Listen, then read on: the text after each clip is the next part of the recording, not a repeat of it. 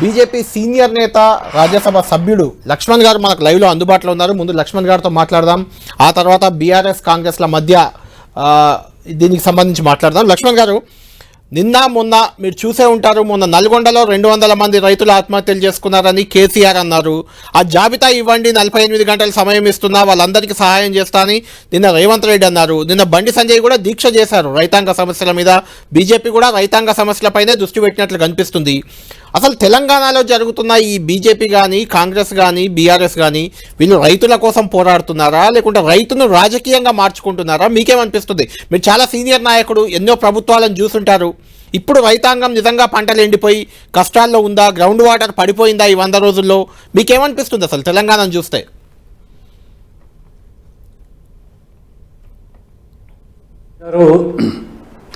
ఇది పార్లమెంటు ఎన్నికల సమయం.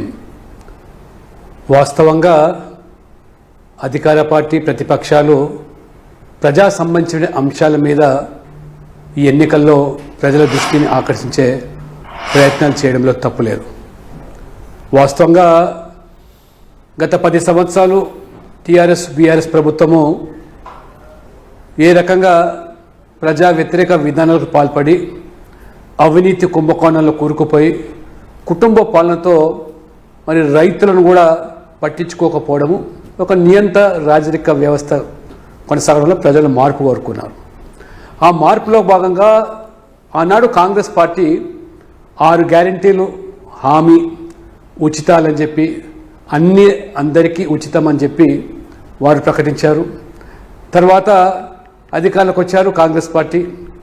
ఒక వైపేమో ఇవాళ దేశం మొత్తం మీద కూడా నరేంద్ర మోడీ గారి ప్రభంజనం వీస్తూ ఉన్నది.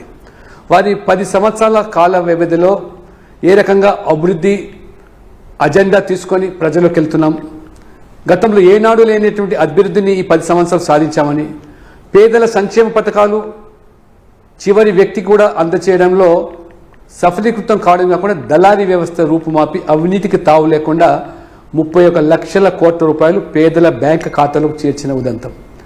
దాంతోపాటు సుదీర్ఘకాలమైన సమస్యలు, 500 సంవత్సరాల చరిత్ర, రామ మందిర సమస్య, 370 ఆర్టికల్, మహిళలకు చట్టసభ రిజర్వేషన్లు, ముస్లిం లైన్లకు 3 తలాక్ చట్టం రద్దు, ఇవన్నీ కూడా తీసుకొని మేము ప్రజల్లోకి వెళ్తూ ఉన్నప్పుడు సహజంగా ఇప్పుడు ప్రస్తుతం తెలంగాణలో కూడా రైతాంగ సమస్యలు, మరోవైపు కాంగ్రెస్ పార్టీ గత ప్రభుత్వం బీఆర్ఎస్ కేసీఆర్ ప్రభుత్వం మీద అవినీతి ఆరోపణ.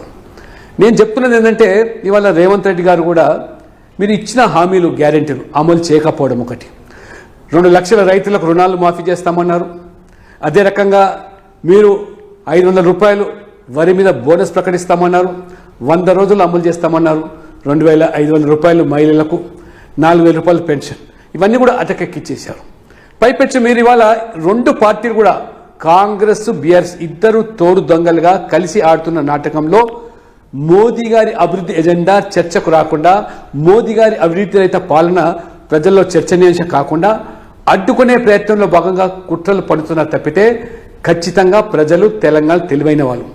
రైతాంగ సమస్యలు వాస్తవమే, రైతులు పడుతున్న బాధలు వాస్తవమే. ఇవన్నీ కూడా ఇవాళ మరి మీరు కాళేశ్వరం అవినీతి గురించి మాట్లాడారు, మేడిగడ్డ కుంభకోణం గురించి మాట్లాడారు, ధరణి భూమాఫియా గురించి మాట్లాడారు, డ్రగ్ మాఫియా అన్నారు, మద్యం కుంభకోణము, ఇప్పుడు టెలిఫోన్ ట్యాపింగ్, ఇవన్నీ అంశాలు రేవంత్ రెడ్డి గారు కేవలము మీరు దర్యాప్తులు చేస్తాం, విచారణ చేస్తామని రాజకీయంగా ఎదురు దాడి చేస్తున్నారు. కానీ అసలైన దోషులను, బాధ్యులను ఎందుకు ఇవాళ పూర్తి స్థాయిలో సిబిఐ ద్వారా దర్యాప్తు చంపించి వారిని ఎందుకు దోషంగా నిలబెట్టలేకపోతున్నారు?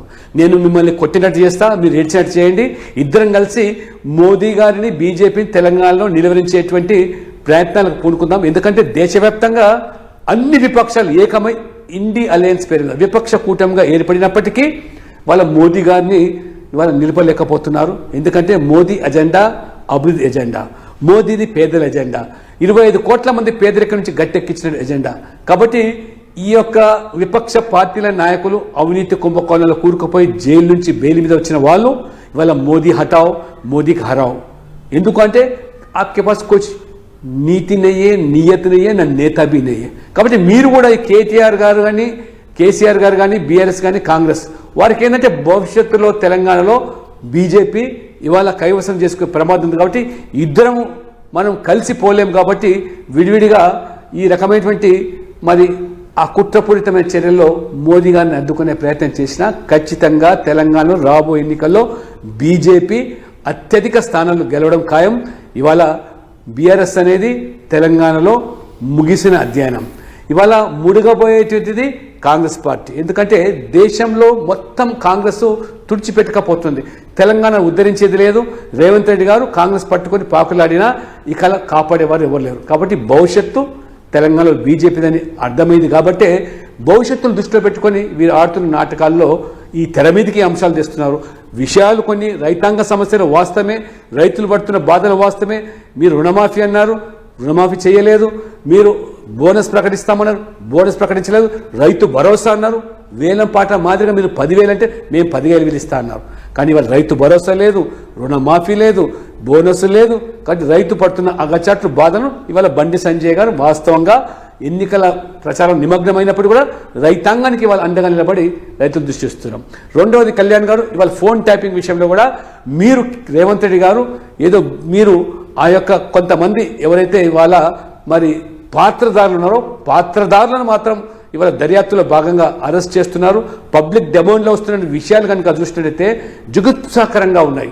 దేశ భద్రతకు సంబంధించిన అంశాలు ఇవాళ తెర మీదకి వస్తున్నాయి ఆ యొక్క దర్యాప్తులో. కాబట్టి మీకు ఏమాత్రం చిత్తశుద్ధి నిజాయితీ ఉంటే రేవంత్ రెడ్డి గారు, ఎందుకంటే మీరు కూడా బాధితులు కాబట్టి ఫోన్ ట్యాపింగ్లో అనేక మంది వాళ్ళ వ్యాపారులు, అనేక మంది రాజకీయ నాయకులు, ప్రత్యర్థులు. నేను ఇవాళ అడుగుతున్నాను, వివేక్ గారు, రాజగోపాల్ రెడ్డి గారు కూడా ఆ రోజు మా ఫోన్ ట్యాపింగ్ అని బాహటంగా చెప్తారు.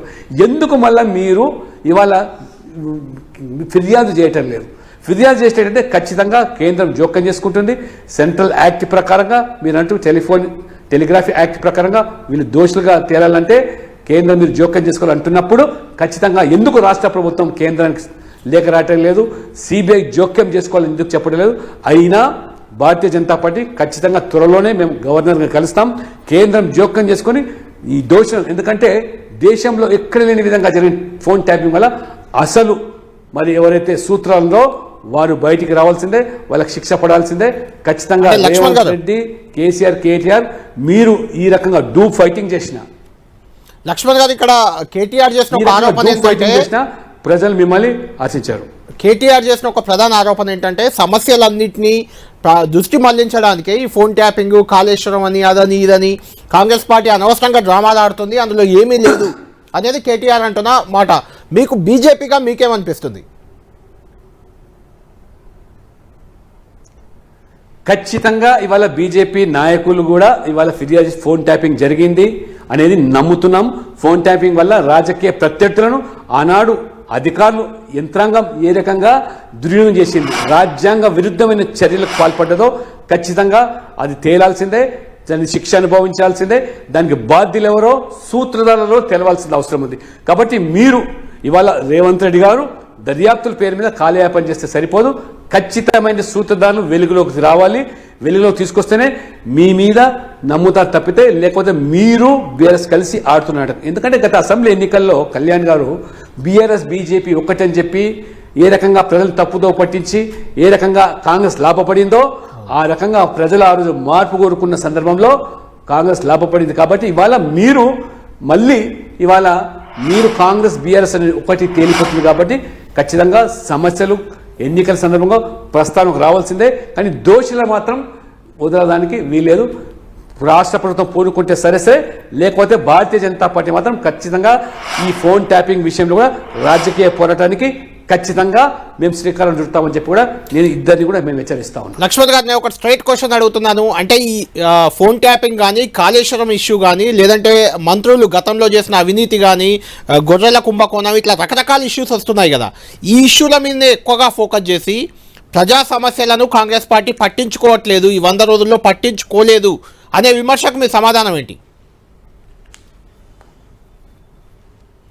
కాంగ్రెస్ పార్టీ 100 రోజులు అమలు చేస్తున్నటువంటి హామీలను పూర్తిగా విఫలం చెందింది. ప్రజలు అర్థం చేసుకుంటున్నారు. ఇవాళ ప్రజలు బాధపడుతున్నారు. 6 గ్యారెంటీలో 2 హామీలు ఏదో ఉచిత బస్సు మహిళలకు మీరు హామీ నెరవేర్చారు తప్పితే మిగతావన్నీ అజకెక్కిచ్చారు. హిమాచల్లో జరిగింది ఏమిటో, కర్ణాటక జరిగింది ఏంటో ఇవాళ బెంగళూరులో మంచికి ఎద్దడితో ఏ రకంగా ప్రజలు వాళ్ళ బాధలు వాళ్ళ బిందెల కొట్లాట మళ్ళీ మొదలైంది. కాబట్టి ముందు చూపు లేకుండా మీరు ఇక్కడ ఉన్నటువంటి ఆదాయ వనరులు ఈ రాష్ట్రం మొత్తం కూడా అప్పుల ఊబిలోకి నెట్టిందని తెలిసిన తర్వాత కూడా మీరు హామీలు ఇచ్చి మొన్న అసెంబ్లీలో లాభం పొందవచ్చు. కానీ ఈ పార్లమెంట్ ఎన్నికల్లో మాత్రం కాంగ్రెస్కు ఖచ్చితంగా కర్రు కాల్చి వాత పెట్టడం ఖాయం. ఎందుకంటే బీఆర్ఎస్కు ప్రజలు బుద్ధి నేర్పారు, బీఆర్ఎస్ను ఓడించారు, మళ్ళీ బీఆర్ఎస్ బతికి బట్ట కట్టలేదు. కానీ కాంగ్రెస్ చేసే మోసాలను కూడా ఈ పార్లమెంట్ ఎన్నికల్లో స్పష్టమైన తీర్పునివ్వబోతారు. రేవంత్ రెడ్డి గారు మీరు రెఫరెండం అన్నారు, 14 పార్లమెంట్ సీట్లు గెలుస్తాం, ఇది మా ప్రభుత్వానికి రెఫరెండం అని, ఆ మాట మీద నిలబడాలని చెప్పి నేను వారు విజ్ఞప్తి చేస్తున్నాను. రెఫరెండంగా భావించాలి. 14 సీట్లు రాకపోతే ఖచ్చితంగా మీరు బాధ్యత వహించి, నైతిక బాధ్యత వహించి మీరే ఆ ప్రభుత్వం ఏ రకంగా మీరు బాధ్యత వహిస్తారో మీ విజ్ఞతగా నేను వదిలేస్తున్నాను. అయితే లక్ష్మణ్ గారు ఒకటి ప్రధానంగా బీఆర్ఎస్ చేస్తున్న ఒక ఆరోపణ విమర్శ ఏంటంటే ఈ కరువు అనేది రాలేదు, తెలంగాణలో కరువు రాలేదు, కాంగ్రెస్ పార్టీ తెచ్చింది. జలాశయాల్లో నీళ్లున్నా కూడా నీటిని ఇవ్వడంలో విఫలమైంది కాంగ్రెస్ పార్టీ. ఆ నీటి సరఫరాలో వాళ్ళకు ముందు చూపు లేదు, విద్యుత్ కోతలు మొదలయ్యాయి, ఇలాంటి ఆరోపణలు చేస్తుంది. అంటే నిజంగా కాంగ్రెస్ విఫలమైంది అనుకోవాలా, లేకుంటే దేశవ్యాప్తంగా కరువు వచ్చినట్టు ఇక్కడ కూడా వచ్చింది అనుకోవాలా? ఏ రకంగా చూడాలి కరువుని? మీరే రకంగా చూస్తున్నారు బీజేపీ పరంగా? ఒకటి కళ్యాణ్ గారు బీఆర్ఎస్ ఇవాళ ఆరోపణలు చేయడం వల్ల బీఆర్ఎస్ ప్రజలు నమ్మడానికి లేదు, వాళ్ళ క్రెడిబిలిటీ పోయింది. కాబట్టి బీఆర్ఎస్ ఎంత తక్కువ మాట్లాడితే అంత మంచిది. ఎందుకంటే ప్రజలు ఇవాళ బీజేపీని విశ్వసిస్తున్నారు, బీజేపీని నమ్ముతున్నారు, బీజేపీని వాస్తవాలను వెలుగులోకి తీసుకొస్తుంది. ఇవాళ బీజేపీ కానీ బండి సంజయ్ కానీ కిషన్ రెడ్డి గారు మాట్లాడుతున్నట్టే ప్రజల పక్షాన మాట్లాడుతున్నారు. మీరు మీ రాజకీయాలను ఆ రకంగా తెర మీద తీసుకురావడానికి మాట్లాడుతూ తప్పితే మీరు 10 సంవత్సరాల నుండి చేసింది ఏమిటంటే దానికి జవాబు లేదు. ఖచ్చితంగా ఇవాళ కాంగ్రెస్ ఇచ్చిన హామీల పట్ల పక్కదారి పట్టింది. మీరు గతంలో ఏ రకంగా హామీలు ఇచ్చి మోసం చేశారు బీఆర్ఎస్, అదే పంతాల్లో బీఆర్ఎస్ అడుగుజాడల్లోనే కేసీఆర్ పంతాల్లోనే రేవంత్ రెడ్డి గారు వ్యవహరిస్తారు. కాబట్టి దొందే తోడు దొంగలే, ఒక గూటి పక్షులే, ఈ 2 పార్టీల డిఎన్ఏ ఒకటే.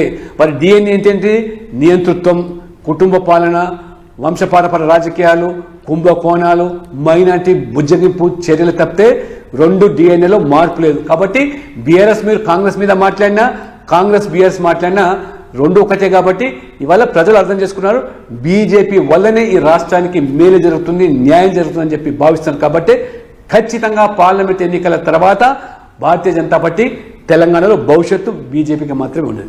లక్ష్మణ్ గారు ఫైనల్ క్వశ్చన్, అంటే ఈ సబ్జెక్ట్కి ఇర్రిలవెంట్ అయినా లక్ష్మణ్ గారు చుట్టే తిరిగింది ఈ క్వశ్చన్. కాబట్టి మిమ్మల్ని అడుగుతున్నా, మీరు ప్రధాని మోడీ సమక్షంలోనే ఒక కామెంట్ చేశారు, రానున్నది డబుల్ ఇంజన్ సర్కార్, డబుల్ ఇంజన్ ఎన్నికల తర్వాత, లోక్సభ ఎన్నికల తర్వాత అంటూ.